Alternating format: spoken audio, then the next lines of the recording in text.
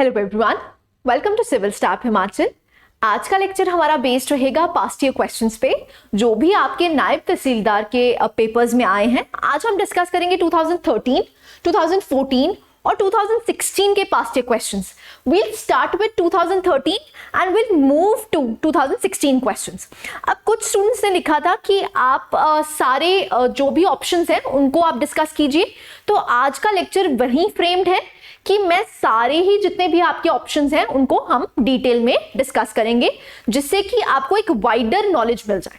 Let's start the questions. सबसे पहले हम करेंगे 2013 के साइंस एंड एनवायरनमेंट के क्वेश्चंस। पहला क्वेश्चन देखिए, पहला क्वेश्चन है, in which state Kanchenjunga biosphere has been carved out. Option A है Uttarakhand, option B west Bengal, option C Sikkim and option D is Arunachal Pradesh. अब देखिए, कंचनजंगा की बात हो रही है तो आपको पता है ये क्या है, ये कहां पर प्रेजेंट है, दैट इज सिक्किम। अब देखिए, अगर आपको 2019 का पेपर भी याद हो तो वहां पर भी बायोस्फीयर रिजर्व से क्वेश्चन पूछा गया था। अब देखिए, बायोस्फीयर रिजर्व को आपने प्रिपेयर कैसे करना है। सबसे पहले प्रिपेयर करना है आपने बायोस्फीयर रिजर्व की लिस्ट। जो भी बायोस्फीयर रिजर्व्स इंडिया में प्रेजेंट है वो आपको सब पता होने चाहिए, नंबर वन। नंबर टू, अगर उन्होंने अपना क्राइटेरिया चेंज किया, मतलब बायोस्फीयर रिजर्व पे कोई और क्वेश्चन बनाना चाहा, तो वो पूछ सकते हैं कि बायोस्फीयर रिजर्व की जो स्ट्रैटेजी है वो क्या है। तो हम उसको डिस्कस कर लेते हैं। पहला आप देख लीजिए, कंचनजंगा कहां प्रेजेंट है, दैट इज सिक्किम में। आपको दिख रहा है रेड कलर का, राइट? ऐसे ही मानस दिखाई दे रहा है। ऐसे ही ऑल ओवर इंडिया जितने भी बायोस्फीयर रिजर्व्स हैं वो आपको डिटेल में पता होने चाहिए, कहां पर कौन सा बायोस्फीयर रिजर्व है, प्रेजेंट है, वो you should know. You have to learn the list, no other option. ठीक है, नेक्स्ट अब देखिए, कॉन्सेप्ट समझ लीजिए। बायोस्फीयर रिजर्व का कॉन्सेप्ट क्या होता है।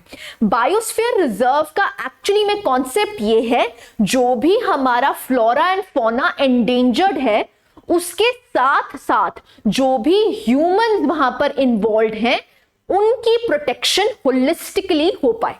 तो हम क्या चाहते हैं कि बायोस्फीयर, वो जो एरिया है, वो जो रीजन है, वो होलिस्टिकली डेवलप हो पाए।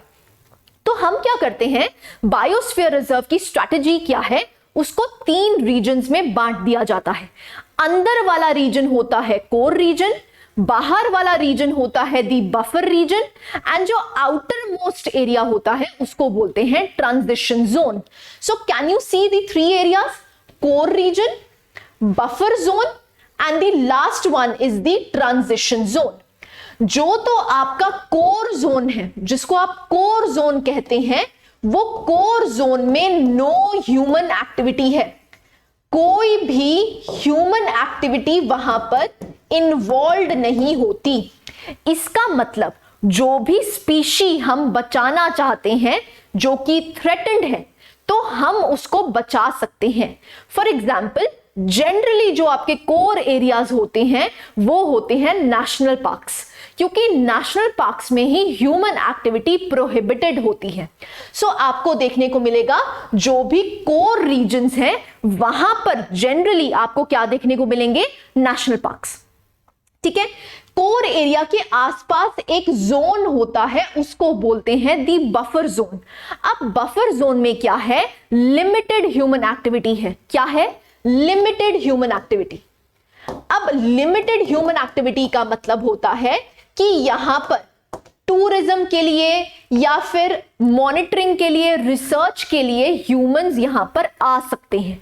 तो यहां पर एक जोन बनाया गया है जहां पर आपकी ह्यूमन एक्टिविटी क्या है, लिमिटेड है। सबसे आउटर मोस्ट रीजन होता है आपका दी ट्रांजिशन जोन। अब ट्रांजिशन जोन में क्या है, आप टूरिज्म एक्टिविटी के साथ साथ एग्रीकल्चर भी परफॉर्म कर सकते हैं। यहां पर ह्यूमन एक्टिविटी जो है वो प्रोहिबिटेड नहीं होती, यहां पर ह्यूमंस अपनी एक्टिविटी कर सकते हैं। सो अगर आपसे बायोस्फीयर रिजर्व का क्वेश्चन पूछा जाता है तो डिटेल में वो पूछ सकते हैं। पहला क्या हो सकता है कि बताइए कोर रीजन क्या होता है। तो कोर रीजन में आपको क्या याद रखना है, ह्यूमन एक्टिविटी प्रोहिबिटेड रहती है। फिर आता है आपका बफर जोन। बफर जोन में क्या है, ह्यूमन एक्टिविटी लिमिटेड रहती है। लास्ट एरिया आता है आपका ट्रांजिशन जोन, जिसमें आप ह्यूमन एक्टिविटी कर सकते हैं, इंडस्ट्री सेटअप कर सकते हैं, एग्रीकल्चर कर सकते हैं, सो ऑन। तो यहां पर ह्यूमन एक्टिविटीज प्रोहिबिटेड नहीं है। जनरली जो कोर एरिया होता है वो एक नेशनल पार्क की तरह घोषित कर दिया जाता है। क्यों? क्योंकि हम एक पर्टिकुलर स्पीशी या फिर पर्टिकुलर फ्लोरा या फौना को हम बचाना चाहते हैं जो कि थ्रेटेंड है। Right? So this is the criteria, this is the strategy of a biosphere reserve. So this was the detailed discussion of biosphere reserve. आपको क्या याद रखना है, जो भी बायोस्फीयर रिजर्व्स हमारे इंडिया में प्रेजेंट है वो याद रखने हैं। और बायोस्फीयर रिजर्व होता ही क्या है, ठीक है, इसकी इंट्रोडक्शन किसने की थी, इट वाज यूनेस्को, ये याद होना चाहिए आपको। उसके बाद ये क्राइटेरिया ये डेवलप कैसे हुआ वो भी आपको पता होना चाहिए, राइट। नेक्स्ट क्वेश्चन पे चलते हैं, क्वेश्चन नंबर 2। क्वेश्चन नंबर 2 है आपका, what is the principal ingredient of a pearl, मोती। पर्ल का मतलब क्या होता है, मोती। तो यहां पर उन्होंने पूछा है, अगेन फैक्चुअल क्वेश्चन है, अगर आपको आता है तो आता है, नहीं तो ये क्वेश्चन आप अटेम्प्ट नहीं कर सकते। तो अगर आप पर्ल को देखिए तो पर्ल में क्या प्रेजेंट होता है, that is calcium carbonate only, calcium carbonate only. So यहां पर आप देख लीजिए, जो जेम है पर्ल, वो बनता किससे है, पर्ल ऑयस्टर से। किससे बनता है, पर्ल ऑयस्टर से। वो पर्ल ऑयस्टर क्या करता है, लेयर्स में डिपॉजिट करना शुरू कर देता है, दैट इज कैल्शियम कार्बोनेट। और जब वो लेयर्स में एक्यूमुलेट हो जाता है तभी वो क्या फॉर्म करता है, दैट इज अ पर्ल, ठीक है। सो एसेंशियल इंग्रेडिएंट यहां पर क्या है, दैट इज कैल्शियम कार्बोनेट। अब क्वेश्चन आपसे क्या पूछ सकते हैं कि जो पर्ल है वो कौन जनरेट करता है, तो आपको पता होना चाहिए ये कौन जनरेट करता है, that is the pearl oysters, right. आगे चलते हैं, next third question. Third question है, पीलिंग और cutting of onion causes profuse tearing in the eyes because of number 1 presence of sulfur in its cell, number B presence of amino acids in the cell, C presence of magnesium, D presence of ammonia gas. Again a factual question. अब जो onion है उसमें क्या present होता है, sulphur के compounds. सो यहां पर आंसर क्या बन जाता है, that is a, presence of sulphur in its cells. अब होता क्या है, जब ये सल्फर के इंग्रेडिएंट्स आपके आई के लैक्रीमल ग्लैंड, लैक्रीमल ग्लैंड कहां पर प्रेजेंट होता है, आपके आईलिड के अंदर, जो आईलिड की सरफेस है उसके अंदर जहां पर प्रेजेंट होता है, that is your lacrimal gland. अब जब ये सल्फर लैक्रीमल ग्लैंड को क्या करता है, इरिटेट करता है, उसी की वजह से आपको टियरिंग होती है, कहां से, लैक्रीमल डक्ट से। सो लैक्रीमल डक्ट कहां प्रेजेंट होता है, ये बिल्कुल कॉर्नर ऑफ द आई के प्रेजेंट होता है। लैक्रीमल ग्लैंड कहां प्रेजेंट होता है, आईलिड के बीनीथ, ठीक है, वहां पर एक लेयर होती है, that is known as the lacrimal gland. और जब ये सल्फर के कंपाउंड्स आपके लैक्रीमल ग्लैंड को इरिटेट करते हैं, उसी की वजह से लैक्रीमल डक्ट से आपके क्या सिक्रीट होने लग जाते हैं, दैट इज टियरिंग, टीयर्स, आंसू आते हैं आपको, ठीक है। सो वो क्यों होता है, that is in the because of the presence of sulphur in the cells, onion cells, right. Next question पे चलते हैं, next is question number 4। Question number 4 है, what is the role of iodised salt in the human body to regulate the function of thyroid gland, number B to activate the pancreas, C to augment the working of kidneys, and D is to strengthen the cells of the mind. अब देखिए यहां पर iodised salt की बात हो रही है, again class 10th की एनसीईआरटी से लिया गया क्वेश्चन है। अगर आपको पता है कि आयोडीन किसके लिए इंपॉर्टेंट है, एक ग्लैंड प्रेजेंट होता है उसको बोलते हैं थायराइड ग्लैंड। वो थायराइड ग्लैंड में जो थायरोक्सिन हार्मोन प्रेजेंस होती है वो रेगुलेट किसकी वजह से होती है, दैट इज आयोडीन की वजह से। सो यहां पर आंसर क्या बन जाता है, to regulate the function of the thyroid gland. So thyroid gland present कहां होता है आपके, दैट इज नेक में, वॉइस बॉक्स के आसपास। तो वॉइस बॉक्स के आसपास एक ग्लैंड एग्जिस्ट करता है, उसको बोलते हैं थायराइड ग्लैंड। वो थायराइड ग्लैंड क्या करता है, एक हार्मोन सिक्रीट करता है जिसका नाम है थायरोक्सिन। वो थायरोक्सिन की रेगुलेशन किसकी वजह से होती है, आयोडीन की वजह से होती है। That is why it is said कि आपको हमेशा जो सॉल्ट खाना चाहिए दैट शुड बी आयोडाइज्ड। क्यों, क्योंकि वो रेगुलेट करता है the formulation of thyroxine in your body, right. अब दो तरह के डिजीजेस हो सकते हैं। अगर तो आप नमक ज्यादा खा रहे हैं, मतलब आयोडाइज नमक ज्यादा खा रहे हैं, या फिर आप कम खा रहे हैं। जब ऐसा होता है तो आपकी बॉडी में एक डिजीज होती है जिसको बोलते हैं गॉइटर। गॉइटर का मतलब क्या होता है, जब आपका नेक स्वॉलन हो जाता है, सूज जाता है, उसको बोलते हैं, आपको क्या डिजीज हो गई है, दैट इज गॉइटर। सो जब आप आयोडाइज सॉल्ट नहीं खाते हैं तो आपको कौन सी डिजीज हो सकती है, दैट इज गॉइटर। अब दो तरह के थायराइड डिजीजेस पैदा होते हैं, एक होता है हाइपोथायराइडिज्म और एक होता है हाइपरथायराइडिज्म। अब हाइपरथायराइडिज्म में बंदा क्या होता है, पतला हो जाता है, उसको एक्चुअली में क्या होता है, वेट लॉस होता है। ऑन दी अदर हैंड अगर आपकी बॉडी में हाइपोथायराइडिज्म है, हाइपो का मतलब क्या है, आप आयोडाइज सॉल्ट कम ले रहे हैं। On the other hand hyperthyroidism का मतलब क्या होता है, जब आप आयोडाइज सॉल्ट ज्यादा ले रहे हैं, राइट। सो हाइपोथायराइडिज्म में जो ह्यूमन बीइंग है उसकी बॉडी वेट गेन कर लेती है। ऑन दी अदर हैंड यहां पर क्या होता है, वेट लॉस। सो आपसे अगेन डिफरेंशिएशन पूछ सकते हैं, what is the difference between hypothyroidism and hyperthyroidism. दूसरा, चाहे हाइपोथायराइडिज्म हो चाहे हाइपरथायराइडिज्म हो, दोनों में ही गॉइटर एज अ डिजीज देखने को मिलेगी। तभी आप देख पा रहे हैं दोनों की बॉडी में क्या है, गॉइटर। गॉइटर क्यों होता है, अगर आपका सॉल्ट आयोडाइज्ड नहीं है, right. So it regulates the thyroid gland. I hope I am clear, ठीक है जी। आगे चलते हैं, नेक्स्ट आता है क्वेश्चन नंबर 5। क्वेश्चन नंबर 5 है, night blindness is caused by the deficiency of. Option A है आपका विटामिन ए, ऑप्शन बी है that is inadequate intake of green vegetables, option C है deficiency of vitamin B, and D है that is poor maintenance of eyes. अब देखिए night blindness की बात हो रही है तो यहां पर आंसर क्या बन जाएगा आपका, विटामिन ए। अब देखिए डेफिशिएंसीज का चार्ट आपको याद ही करना पड़ेगा, no other choice. Vitamin A की वजह से क्या होती है, that is night blindness. Vitamin B की वजह से क्या होता है, डिजीज कौन सी होती है, दैट इज बेरीबेरी। मतलब अगर आपकी बॉडी में डेफिशिएंसी है विटामिन बी की तो आपको कौन सी डिजीज होगी, दैट इज बेरीबेरी। ऐसी विटामिन सी की वजह से कौन सी डिजीज हो जाती है, दैट इज स्कर्वी।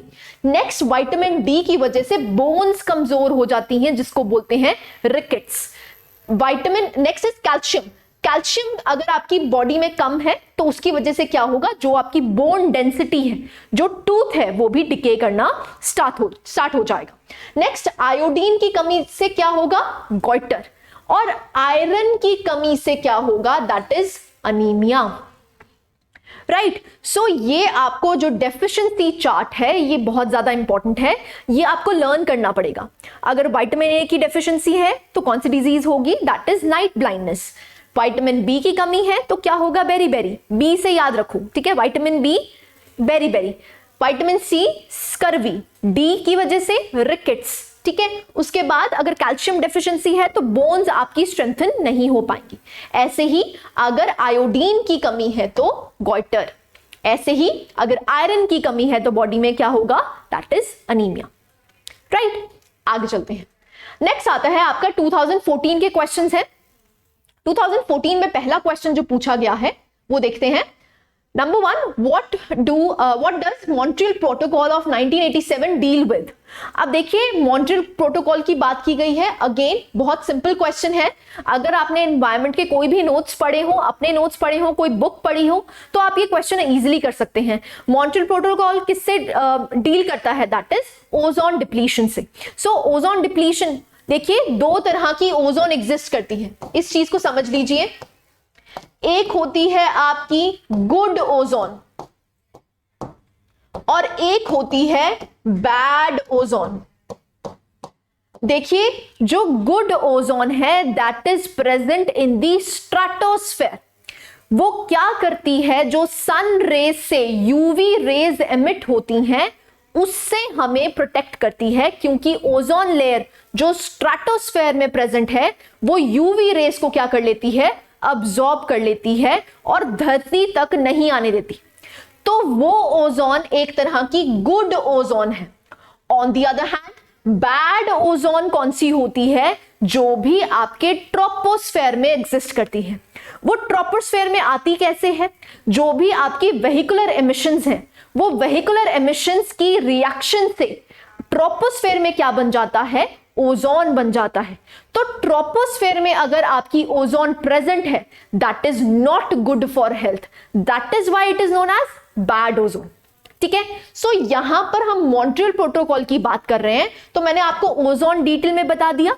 और मॉन्ट्रियल प्रोटोकॉल डील किससे करता है, that is it is related to the environment, right, because it is dealing with ozone depletion, right.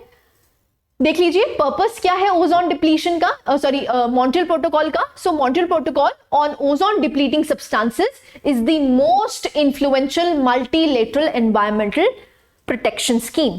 सो यहां पर हम क्या करना चाह रहे हैं, जो भी हमारे ओजोन डिप्लीटिंग सब्सटेंसेस हैं, जो भी ओजोन डिप्लीटिंग सब्सटेंसेस हैं उनको रिड्यूस करना चाहते हैं।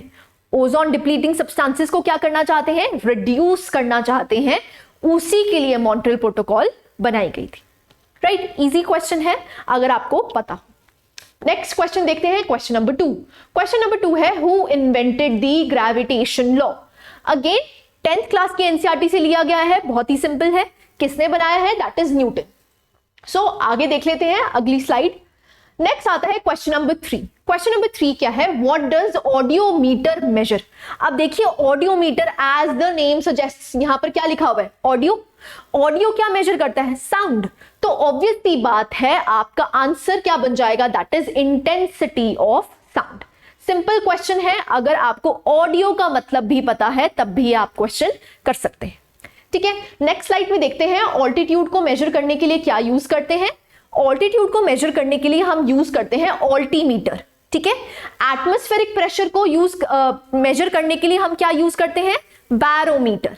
Next movement of heart, movement of heart को मेजर करने के लिए हम यूज करते हैं स्फेग्मोमैनोमीटर। नेक्स्ट हम यूज करते हैं इंटेंसिटी ऑफ साउंड को मेजर करने के लिए क्या यूज करते हैं, that is audiometer.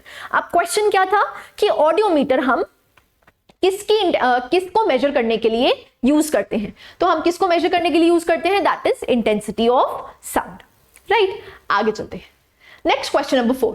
Question number 4, who invented the telephone. अब देखिए एक वैसे तो ये जीके का क्वेश्चन बन जाता है, बट मैंने इसको साइंस में कवर कर लिया है। अब देखिए टेलीफोन किसने बनाया है, ये सबको पता है, that is Graham Bell. So option B.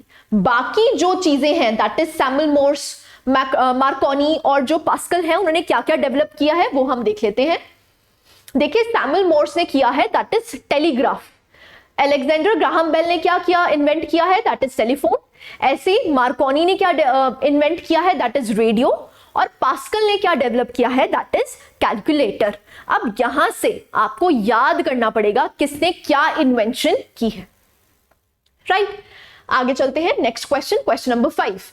Question number 5 है which of the following is not a renewable source of energy. अब देखिए रीन्यूएबल सोर्स ऑफ एनर्जी का मतलब क्या होता है, जिस एनर्जी को हम बार बार यूज कर सकते हैं। अब इन्होंने पूछा है not a renewable energy. So option A है आपका कोल, ऑप्शन बी है वाटर, ऑप्शन सी है विंड एंड ऑप्शन डी है सन। अब देखिए वाटर, विंड और सन तो क्या है, रीन्यूएबल एनर्जी है। तो बचा कौन सा, दैट इज कोल। तो आंसर क्या है यहां पर, कोल, क्योंकि उन्होंने पूछा है which of the following is not a renewable energy. ठीक है, सो आप स्लाइड देख सकते हैं, रीन्यूएबल एनर्जी और non renewable energy. Renewable energy में आपको दिखेगा solar, hydro power, geothermal, wind, biomass, ये सारे क्या है, that is renewable. On the other hand non renewable sources of energy क्या है, ऑयल, न्यूक्लियर, नेचुरल गैस, कोल। नेचुरल गैस क्या होती है, दैट इज मीथेन। ठीक है जी। सो ये सारे क्या है, non renewable sources of energy. आगे चलते हैं, question number 6, who is known as the father of genetics. Option A है रदरफोर्ड, ऑप्शन बी है that is Cushing Harvey, option C है that is William Harvey and option D है that is J G. Mendel. अब देखिए, अगर father of genetics देखें, again आपकी 10th class की एनसीईआरटी से लिया गया क्वेश्चन है, तो अगर आपको फादर ऑफ जेनेटिक्स जानना है तो दैट इज जे.जी. मेंडल। बाकी के क्वेश्चंस आगे चलते हैं। Question number 7, in which state is Kaziranga tiger reserve established. अब देखिए, मिजोरम ऑप्शन ए है, बी मेघालय, सी अरुणाचल प्रदेश और डी है असम। अब काजीरंगा टाइगर रिजर्व की बात हो रही है, दैट मींस इस क्वेश्चन के बाद आपको जितने भी टाइगर रिजर्व्स इन इंडिया हैं उनको आप पूरी लिस्ट देखिए और कहां पर वो प्रेजेंट हैं वो आपको जानना जरूरी है। तो अगर काजीरंगा की बात हो रही है तो वो कहां प्रेजेंट है, that is in Assam. Diagram देख सकते हैं, बहुत सारे हमारे टाइगर रिजर्व्स इन इंडिया हैं, अप्रोक्सीमेटली 52। अब देखिए, एक बार में तो याद नहीं होंगे, तो ऑब्वियस सी बात है आपको इसको बार बार रिवाइज करना पड़ेगा। जितने भी नेशनल पार्क्स हैं, जितने भी टाइगर रिजर्व्स हैं, ऐसे ही जितने ही बायोस्फीयर रिजर्व्स हैं, वो लिस्ट आपको एक बारी हैंड रिटन कीजिए, आप लिखिए और उसको बार बार रिवाइज करिए, तभी आपको याद होंगे। तो हमसे पूछा क्या गया था, दैट इज काजीरंगा। आप काजीरंगा देखेंगे, कैन यू सी दिस, ठीक है। सो काजीरंगा कहां प्रेजेंट है, that is in Assam. So these are the tiger reserves that are present in India, right. Next question पे चलते हैं। अब से शुरू होते हैं आपके 2016 के क्वेश्चंस। 2016 में पहला क्वेश्चन पूछा गया है, India became signatory to the Ramsar convention in 1982। अब Ramsar convention is related to, अब देखिए ये थोड़ा क्वेश्चन टीडियस है, थोड़ा ट्रिकी है। पहला है वेटलैंड कंजर्वेशन, नेक्स्ट है लेक कंजर्वेशन, लास्ट है रिवर कंजर्वेशन और ऑल ऑफ द अबव। अब देखिए, रामसर कन्वेंशन तो डील करती है वेटलैंड से। ऑन द अदर हैंड, अब वेटलैंड्स क्या है,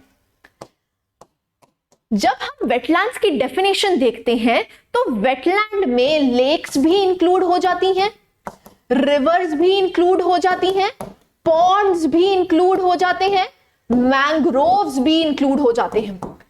तो यहां पर ऑप्शन आपको एक दिख रहा है, ऑल ऑफ द अबव। तो यहां पर आंसर क्या बन जाएगा, answer will be D. Why, because wetland की अगर आप डेफिनेशन देखते हैं तो वेटलैंड की डेफिनेशन में लेक्स भी इंक्लूड होती हैं, रिवर्स भी इंक्लूड होते हैं, पॉन्ड्स भी इंक्लूड होते हैं, मैंग्रोव्स भी इंक्लूड होते हैं। तो यहां पर अगर ऑप्शन में ऑल ऑफ दीज दिया हुआ है तो आंसर क्या बन जाएगा, ऑल ऑफ दीज। अगर आंसर में ये दोनों चीजें नहीं दी होती या फिर ऑल ऑफ द अबव नहीं दिया होता तो आप किसको टिक मार्क करते, वेटलैंड कंजर्वेशन, क्योंकि Ramsar convention is related to that is wetland conservation. ठीक है जी। सो रामसर वेटलैंड साइट्स देख लीजिए, अगेन 46 रामसर वेटलैंड साइट्स हैं एज पर 2021। बहुत सारी रामसर वेटलैंड्स देखने को मिलती हैं हमें। आप देख रहे हैं सुंदरबन वेटलैंड, अब सुंदरबन एक्चुअली में क्या है, मैंग्रोव एरिया, तब भी हमने इसको किस में डाला हुआ है, रामसर में। ठीक है, तो जितनी भी लेक्स हैं, जितने भी पॉन्ड्स हैं, जितने भी मैंग्रोव एरियाज हैं, वो सारे के सारे कवर किस में होते हैं, रामसर कन्वेंशन, राइट। आगे चलते हैं, next question, question number 2। Question number 2 is which one of the following statements is wrong about earth. अब रॉन्ग स्टेटमेंट पूछा है, ठीक है, तो ध्यान से रीड करिए। ऑप्शन ए है ozone layer protects the life from the harmful ultraviolet radiations arising from the sun. अब देखिए ये तो ट्रू है, मैंने अभी आपको बताया जो ओजोन लेयर है वो कहां प्रेजेंट होती है, स्ट्रेटोस्फेयर में प्रेजेंट होती है, और वो क्या करती है, वो एक शील्ड की तरह बिहेव करती है, जो भी सन से यूवी रेज आ रही हैं उनको अब्सॉर्ब कर लेती हैं और धरती तक पहुंचने नहीं देती। ठीक है, so this is correct. Option B, biodiversity is richest in the tropics. अब देखिए जो ट्रॉपिकल एरिया है वहां पर टेम्परेचर स्टेबल रहता है, टेम्परेचर क्या रहता है, स्टेबल। अब टेम्परेचर की ज्यादा वेरिएशन नहीं होती, ज्यादा वेरिएशन आपको कहां देखने को मिलेगी, that is in the temperate region. But tropics में क्योंकि टेम्परेचर वेरिएशन ज्यादा नहीं होती, इसीलिए स्टेबिलिटी ज्यादा होती है। जब स्टेबिलिटी ज्यादा होगी किसी भी इकोसिस्टम की, तो वहां पर आपको डाइवर्सिटी ज्यादा देखने को मिलेगी, मतलब species of flora and fauna will be maximum there. So biodiversity कहां पर होगी, ऑब्वियस सी बात है जहां पर स्टेबिलिटी है। तो स्टेबिलिटी कहां है, that is in the tropics. So again this statement is correct. ठीक है, next, micro organisms play an important role in the nutrient cycle. अब देखिए ये भी ट्रू है, जो माइक्रो ऑर्गेनिजम्स हैं, जो भी आपके न्यूट्रिएंट साइकिल हैं, उसको मेंटेन करने में हेल्प करते हैं। So C statement is also true. Option D देखिए, nearly 29% of the earth surface is covered by water. अब देखिए वाटर कवरेज तो कितनी है, अप्रोक्सीमेटली 70%। अराउंड 29%, 30% कितना एग्जिस्ट करता है, that is the land area. तो यहां पर ये वाली ऑप्शन क्या हो गई, इनकरेक्ट। तो आपसे यही पूछा गया था, which of the following is incorrect. तो इनकरेक्ट बताना है तो आंसर क्या बन गया, दैट इज डी। तो आप ये देख सकते हैं, ये अगर हमारा पूरी धरती है, धरती में अराउंड 70.8% क्या एग्जिस्ट करता है, that is water. On the other hand approximately 29% क्या एग्जिस्ट करता है, that is the land area. Right, so इसीलिए आपका ऑप्शन डी जो है वो इनकरेक्ट हो जाता है। नेक्स्ट क्वेश्चन पे चलते हैं, क्वेश्चन नंबर 3। क्वेश्चन नंबर 3 देखिए, main use of a nuclear reactor is to, A option है to store the radio active material, B है to produce electrical energy from the energy release during the nuclear fission, C है to measure the electric current in a circuit, D है that is transmit the optical signals and the 2 dimensional pictures. अब देखिए picture और circuit से related नहीं है, ये तो ऑप्शन बिल्कुल इनकरेक्ट है। अब ऑप्शन ए और ऑप्शन बी में है, सबसे पहला है to store the radio active material. हम क्या स्टोरेज के लिए यूज करते हैं, जितने भी हमारे इंडिया में न्यूक्लियर रिएक्टर्स लगे हुए हैं, न्यूक्लियर थर्मल पावर प्लांट्स हैं, वो क्यों हम लगाते हैं, क्योंकि हम इलेक्ट्रिसिटी जनरेट करना चाहते हैं। तो यहां पर ऑप्शन, करेक्ट ऑप्शन क्या बन जाता है, that is to produce the electrical energy, मतलब हम इलेक्ट्रिसिटी जनरेट कर रहे हैं from the energy release during nuclear fusion. अब देखिए दो तरह के न्यूक्लियर रिएक्शंस होते हैं, एक होता है न्यूक्लियर फिजन और एक होता है न्यूक्लियर फ्यूजन। फ्यूजन का मतलब क्या होता है, जब दो छोटे न्यूक्लियस कंबाइन करते हैं to form a big nucleus, वहां पर huge amount of energy release होती है और उसको बोलते हैं न्यूक्लियर फ्यूजन रिएक्शन। जैसे कि आपके सन में होता है, दो हाइड्रोजन एटम्स मतलब दो छोटे न्यूक्लियस कंबाइन करते हैं to form a bigger nucleus, वो क्या है, हीलियम। तो वहां पर आपको देखने को मिलता है nuclear fusion reaction. On the other hand nuclear fission reaction क्या होता है, जब आपका एक बड़ा न्यूक्लियस स्प्लिट करता है दो छोटे न्यूक्लियस में, यहां पर भी huge amount of energy release होती है और इस पर्टिकुलर प्रोसेस को हम कहते हैं न्यूक्लियर फिजन। क्या कहते हैं, न्यूक्लियर फिजन। सो यहां से आप देख सकते हैं जो ये रिएक्टर है, can you see this reactor, यहां पर हम क्या परफॉर्म करते हैं, न्यूक्लियर फिजन परफॉर्म करते हैं। जब हम यहां पर न्यूक्लियर फिजन परफॉर्म करते हैं, यहां से हम क्या बना रहे होते हैं, स्टीम बनाते हैं, और स्टीम से क्या घूमने लग जाती है, टरबाइन घूमने लग जाती है। तो जैसे ही टरबाइन घूमने लग जाएगी, वहां से हम इलेक्ट्रिसिटी को जनरेट कर सकते हैं। तो हम न्यूक्लियर फिजन से कहां तक जा रहे हैं, इलेक्ट्रिसिटी जनरेट कर पा रहे हैं। So main motive of establishing the nuclear power plants is to generate electricity. Right, I hope I am clear. आगे चलते हैं, ये मैं आपको बता चुकी हूं what is the difference between fission and fusion. Fusion में क्या होता है, जब दो न्यूक्लियस, दो छोटे न्यूक्लियस कंबाइन करते हैं एक बड़े न्यूक्लियस में। On the other hand fission में क्या होता है, जब एक बड़ा न्यूक्लियस स्प्लिट करता है दो छोटे न्यूक्लियस में। ठीक है, सो न्यूक्लियर पावर रिएक्टर्स जो हैं आपके, वो कौन सी टेक्नोलॉजी यूज कर रहे हैं, वो यूज कर रहे हैं nuclear fission. On the other hand जो हमारा सन है, वो क्या यूटिलाइज कर रहा है, that is fusion reaction, right. आगे चलते हैं, नेक्स्ट क्वेश्चन आता है question number 4। compressed natural gas is now being used as a better fuel than gasoline for running vehicles because of its। अब देखिए यहां पर सीएनजी की बात हो रही है। आपने देखा होगा सीएनजी के व्हीकल्स चलने शुरू हो गए, क्यों? क्योंकि वो क्लीनर है। क्लीनर का मतलब क्या होता है कि वो एमिशंस, अपने एग्जॉस्ट में से जो एमिशंस निकालते हैं, they are more cleaner. On the other hand, जो भी आपके पेट्रोल या फिर डीजल से चलने वाले व्हीकल्स हैं, वो पोल्यूटेंट्स निकालते हैं, वो एमिशंस निकालते हैं जो कि हमारे एनवायरमेंट के लिए अच्छी नहीं है। तभी we are switching to what? We are switching to CNG vehicles. अब वो सीएनजी क्या करता है? कंप्लीटली कंबस्ट करता है और जो पोल्यूटेंट्स हैं उनका जो लेवल है वो बहुत कम है। Now read the options. Number 1 क्या है? Complete combustion and no unburnt release of carbon. So option A ही करेक्ट लग रहा है वैसे। अब ऑप्शन बी भी पढ़ लेते हैं। इनकंप्लीट कंबस्शन करता है? नहीं जी, ठीक है, इनकंप्लीट कंबस्शन नहीं करता है। तभी तो हम पेट्रोल और डीजल की गाड़ियां छोड़ के हम किसकी तरफ मूव कर रहे हैं? सीएनजी की तरफ मूव कर रहे हैं। क्यों? क्योंकि हमें क्लीनर फ्यूल चाहिए। क्लीनर फ्यूल का मतलब क्या होता है कि जब वो कंबस्शन करे तो वो कोई भी एमिशंस, कोई भी पोल्यूटेंट्स एनवायरमेंट में ना भेजे, राइट। सो ऑप्शन बी तो इनकरेक्ट हो गया। Option C, high ignition temperature. अब देखिए सीएनजी को हाई इग्निशन टेम्परेचर नहीं चाहिए होता, तभी तो ये गुड क्वालिटी फ्यूल है, right. So this is also incorrect. Next आता है लो कैलोरीफिक वैल्यू। अब देखिए कैलोरीफिक वैल्यू का मतलब क्या होता है? वो कितनी एनर्जी प्रोवाइड कर पा रहा है। सो अगर किसी भी फ्यूल का लो कैलोरीफिक वैल्यू होगी तो वो वाइबल नहीं है, हम उसको यूटिलाइज नहीं करेंगे। On the other hand CNG की लो कैलोरीफिक वैल्यू नहीं है, हायर कैलोरीफिक वैल्यू है। तो ऑप्शन यहां पर क्या बन जाता है correct? That is A. Natural gas को, कंप्रेस्ड नेचुरल गैस को हम एज अ फ्यूल क्यों यूज कर रहे हैं?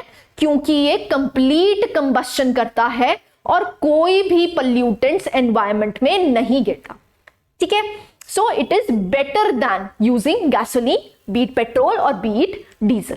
सो द ऑप्शन बिकम्स ए, ठीक है जी।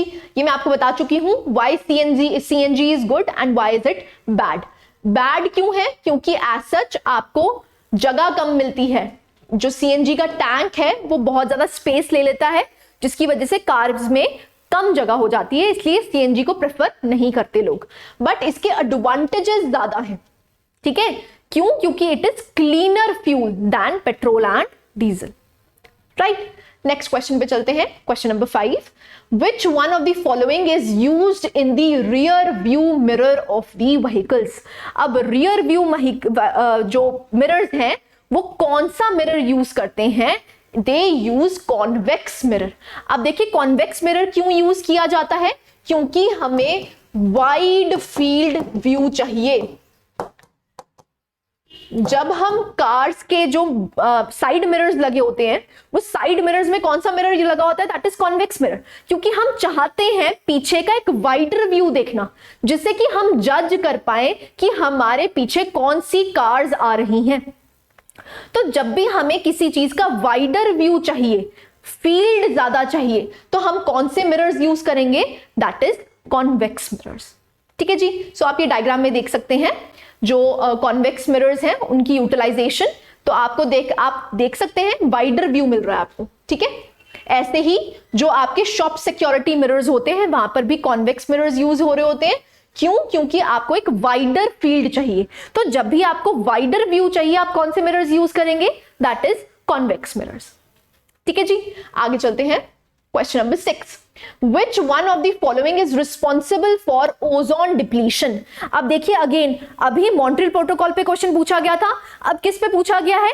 ओजोन डिप्लीटिंग सब्सटेंसेस पे। तो उन्होंने पूछा है कि which of the following is responsible for ozone depletion? A आता है कार्बन डाइऑक्साइड, B आता है सल्फर डाइऑक्साइड, C आता है nitrogen dioxide and sorry nitrogen oxide, and D आता है क्लोरोफ्लोरोकार्बन्स। अब अगर आपने कोई भी बेसिक एनसीईआरटी, चाहे वो 7th क्लास की हो चाहे वो 8th क्लास की हो, अगर वो पढ़ी हो तो आप ये क्वेश्चन इजीली कर सकते हैं, क्योंकि जो ओजोन डिप्लीटिंग सब्सटेंसेस हैं वो कौन से हैं, दैट इज क्लोरोफ्लोरोकार्बन्स। सो यहां पर ऑप्शन करेक्ट कौन सा हो जाता है, दैट इज डी। और भी आप देख सकते हैं, देखिए ओजोन डिप्लीटिंग सब्सटेंसेस पहले नंबर पे तो कौन से हैं, दैट इज सीएफसीज। ये सीएफसीज कहां पर यूज होते थे, इन रेफ्रिजरेटर्स।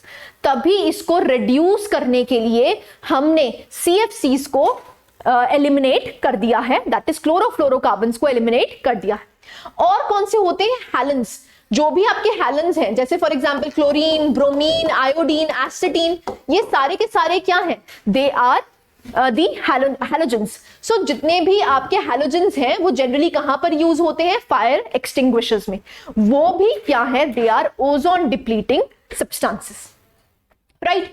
नेक्स्ट आता है कार्बन टेट्राक्लोराइड, ऐसे ही methyl chloroform, and last one is hydrofluorocarbons, HFCs जिसको बोलते हैं।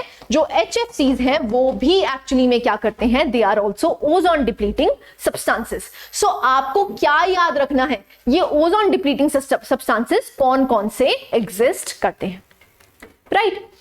आगे चलते हैं, next question, question number 7। Question number 7 देखिए, in children kwashiorkor and marasmus disease are caused by the deficiency of, A option is vitamin D, B option is vitamin B6, C is proteins and D is fat। अब देखिए, अगर आपने 9th class की NCERTs पढ़ी हो तो आप ये इजीली क्वेश्चन कर लेंगे। क्वॉशिकोर और मरास्मस के ऊपर क्वेश्चन है। अब क्वॉशिकोर और मरास्मस एक्चुअली में ये डेफिशिएंसीज हैं। वो डेफिशिएंसीज कब होती है, जब आपकी बॉडी में प्रोटीन का इंटेक कम है। किसका कम है, प्रोटीन का इंटेक कम है। तो यहां पर आंसर क्या बन जाता है, दैट इज आंसर सी। अब देखिए प्रोटीन सॉरी क्वॉशिकोर और मरास्मस को आप देख लीजिए क्या होता है। जो क्वॉशिकोर है यहां पर लिखा हुआ है डेफिशिएंसी ऑफ प्रोटीन। क्वॉशिकोर में जनरली क्या होता है, आपकी बॉडी में अब्डोमेन एरिया में स्वेलिंग हो जाती है। वो स्वेलिंग क्यों होती है, क्योंकि आपकी बॉडी क्या करती है, पानी को स्टोर करना शुरू कर जाती है, क्योंकि उसकी बॉडी में क्या है, प्रोटीन की कमी है। दैट इज वाई आपकी बॉडी क्या करना शुरू कर देती है, वाटर को स्टोर करना शुरू कर देती है, जिसकी वजह से अब्डोमेन वाले एरिया में आपको स्वेलिंग देखने को मिलती है। On the other hand marasmus में ऐसा कुछ नहीं होता। मरास्मस में there is no swelling, but again it is caused due to the deficiency of proteins. ठीक है, आप डायग्राम देखिए, उससे जज कर पाएंगे। यहां पर आपको देखने को मिल रहा है दी अब्डोमेन एरिया।